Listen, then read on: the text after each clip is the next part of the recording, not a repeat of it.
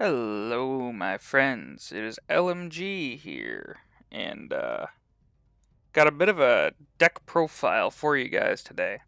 Here's what I affectionately refer to as snakes on a plane. Every one of my friends hates me for this deck. So, this whole deck started as a funny haha meme deck that was supposed to be snake tribal, and it turned into the single most saltiest tear inducing deck that I've ever played outside of like a pre-built poison counter deck. So, what builds this deck together is it is snake tribal. There's a single card in the deck that's not considered a snake. We'll get there. But this revolves around Cassetto, Orochi Archmage. For blue, green, and a colorless, you get a 2/2 Snake Wizard. With green and a blue, target creature can't be blocked this turn. If it's a snake, it gets +2/+2 till end of turn. Seems like a really strange ability at first glance, but I'm going to need you to reread it and note a couple things. 1. Target creature can't be blocked this turn. Not your creature. So it's politics. If it's a snake, it gets +2/+2 till end of turn. I'm going to point you to the fact that this ability is not activate once per turn. It does not tap this creature to do so. This commander is essentially an unblockable snake pumping machine. Now, basically what this deck does is you get one very large snake and a lot of ramp, and you torpedo a giant snake into someone's balls at Mach 12 and kill them in one go. You can do it with commander damage with Cassetto. I choose not to because I feel like that's too mean. So, first of all, I'm running 35 lands, right?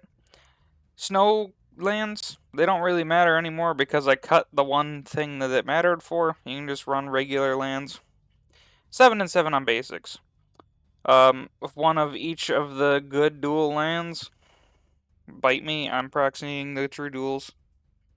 Eat a bag dicks. We got these utility lands. Boseiju, Commander Staple. The MDFCs, I feel like, don't get enough attention. This is a fight spell that's also a land on the back. If you look, they're all... Every MDFC I run in this deck is a pay 3 life for it to come in untapped, or it just comes in tapped.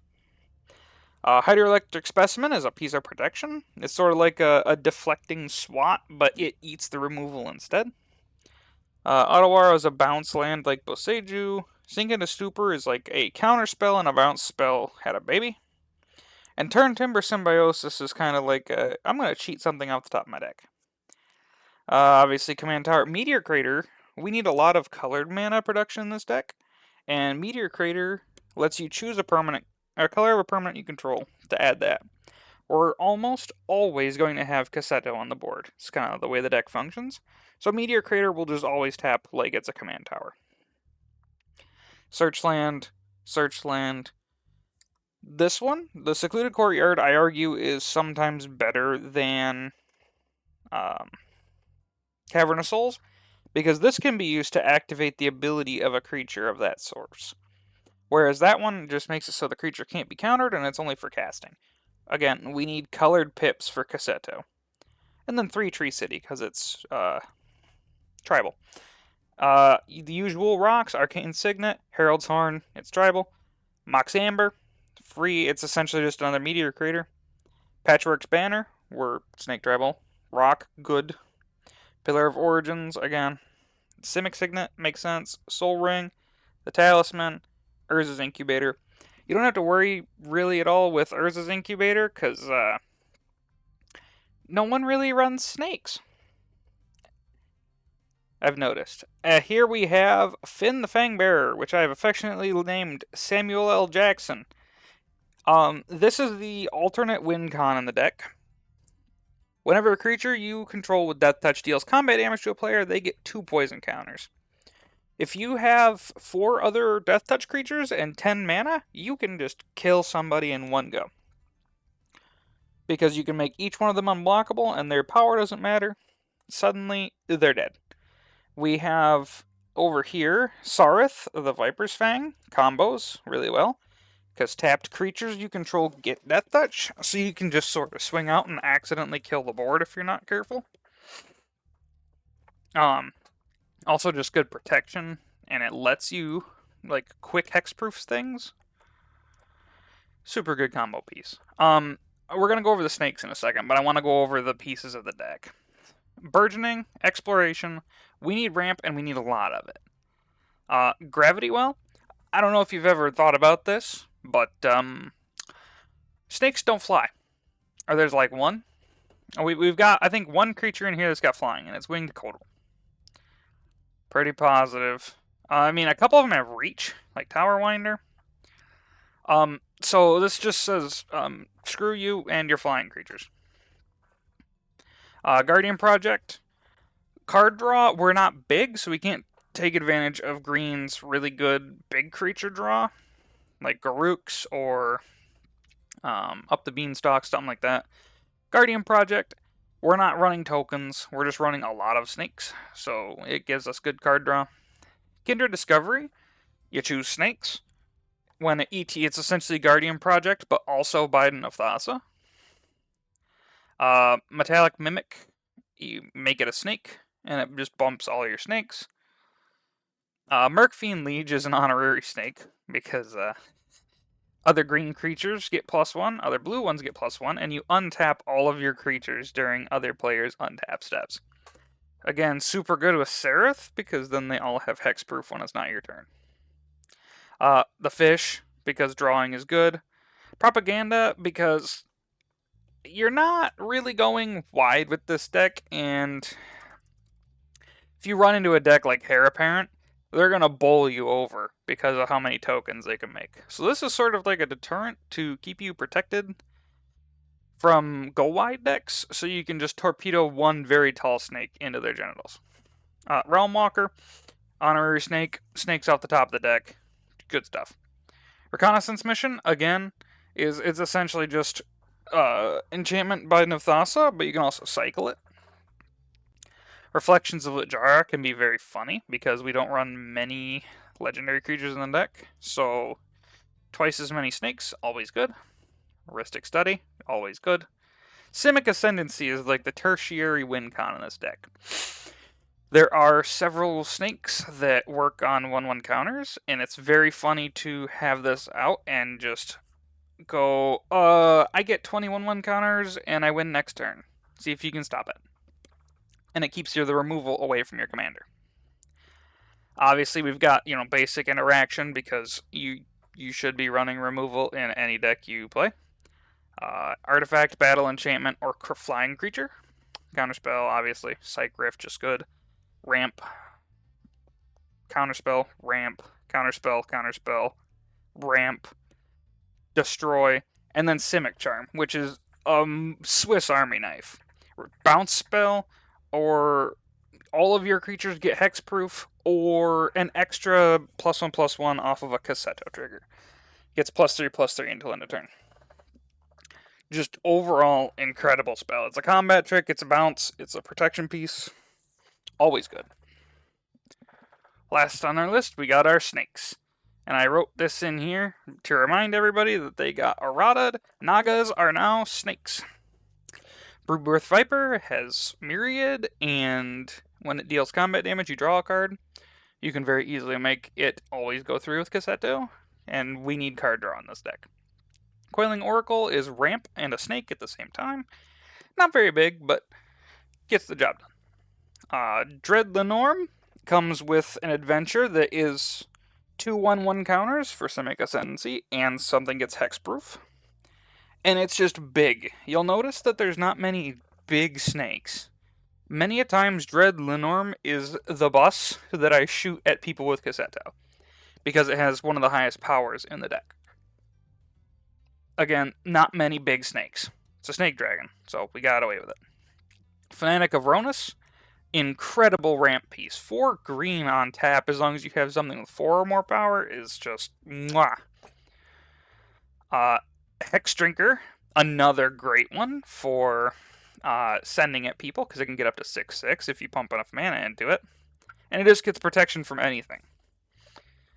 Hooded Hydra is the other workhorse. So you pay, a bunch into X and get this giant snake. It comes in, it gets 1/1 counters, it procs Simic Ascendancy a ton. You never morph this thing, you know what you're doing. Hopebender Kodal is a flying flash counterspell snake. Tell me that's not a mouthful on a card. Cadena's Silencer is a stifle. Counter all abilities your opponents control. It's just stifle, but board wide. We have both copies of Lonus, which work off of clues, which are card draw, and then Lonus also has Evolve, that then evolving gives you a clue, and sacking a clue puts 1/1 counters on your other creatures. Simic Ascendancy loves Lonus. Lore Scale Kodal.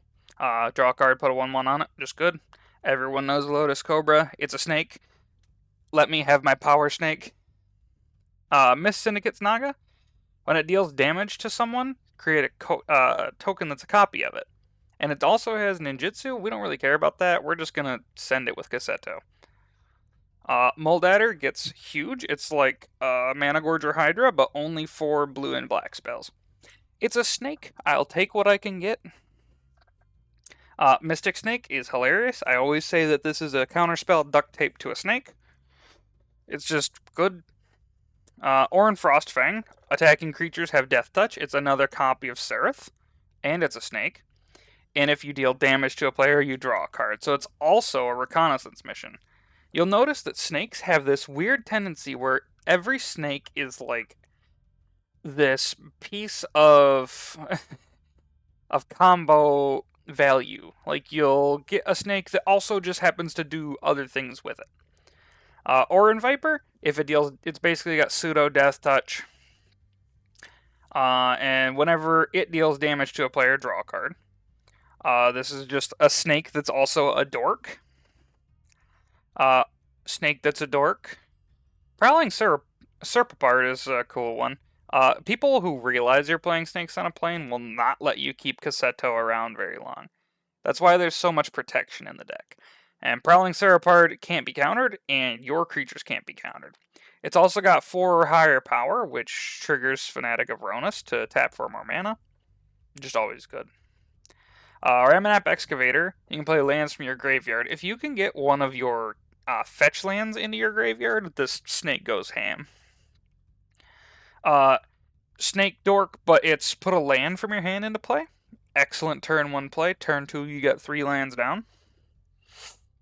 It's almost better than a Dork, because it pays off and gives you a land as long as you have it in hand. Seshiro is one of the most expensive cards, command CMC-wise in the deck, because other snakes get +2/+2, and when a snake deals combat damage to a player, you draw a card. There's a lot of that. Stonecoil Serpent is a beautiful card. Everyone runs at least 2 colors in Commander, unless you're a weirdo. Protection from multicolored, reach, trample, enters with 1/1 counters on it. It's just, I argue, a better version of Hooded Hydra. I've killed so many people with Stonecoil Serpent. It's the best card in the deck. Tower Winder is the most beautiful thing. Reach and Death Touch for 2, 1/1. But when it ETBs, you can search your library or graveyard for Command Tower and put it in your hand. So it's color fixing. If you only draw green lands and Tower Winder, you can go get Command Tower and now you got access to blue. Like I said, all of these snakes come duct taped with other spells on them, and I think it's hilarious. Vizier of the Menagerie, again, somehow, for some reason, it's a snake. It casts creatures from the top of your library, spend mana of any type to cast creature spells off. It's just good. Mana fixing, it's creatures off the top. Weaver of Currents is Snake Soul Ring. I know that's a funny thing to say. And then Wing Kodal is just Flash Flying Death Touch. Snake. Flying Snake. Death Touch Snake. Flying Death Touch Snake. Flash Speed. Someone thinks they're such a cool guy because they're about to swing their tracks at you and now it's dead for the 4th time. Overall, Snakes on a Plane is a hilariously funny deck to play. And I encourage you to run this and send some snakes into someone's genitals at Mach 4. Thank you for watching.